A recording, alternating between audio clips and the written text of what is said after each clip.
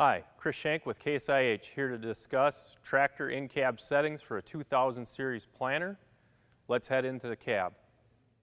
After we have our planter hooked up, we're going to come into the cab and we're going to go through and set things on the tractor to match up to the planter. One of the things is we're going to go into remote valves. We're going to look at our flows. On a 2000 series planter, it is recommended that all of our remote flows are set to maximum or 100%. So typically number one is set for our frame lift and lower. So we want to have maximum flow available to raise and lower as well as send out our markers.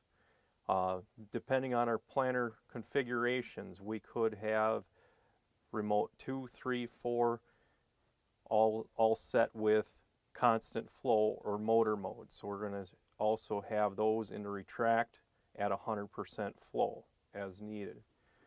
Okay. Then we can come over to our timer.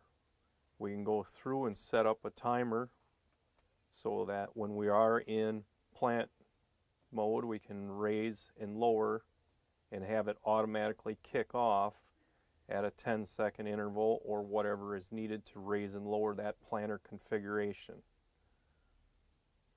Now let's move on to look at the remote valve levers themselves to energize motor mode.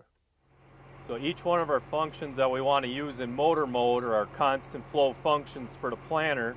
We take our remote lever and push it to float. We can see that indicator here. And then we're going to press and hold the button right next to that remote lever to energize motor mode. Motor mode is very useful on the planter, so that any inadvertent movement from the retract state here takes the planter and that remote valve to float. Therefore, it will not wreck any motors on the planter. If the planter is equipped with a PTO pump, we need to go through and engage the PTO, have our remotes functioning that we have for that planter, and we're going to increase our RPM either with the hand throttle or constant engine RPM so that we can get that set so it's ready when we get to the field.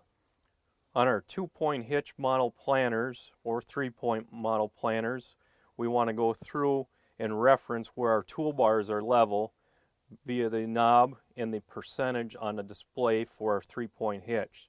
So we're going to go through, lower the planter down to that area, see it on our display, reference that number every time we get to each field, and once we're set in the field for that levelness of the planter, we're going to reach over to our lockout switch and lock out our 3-point. That's indicated here by the red LED light next to the lockout. So now as I'm going through the field at my level planter setting, any bump to the knob will not move the 3-point hitch and the planter stays level.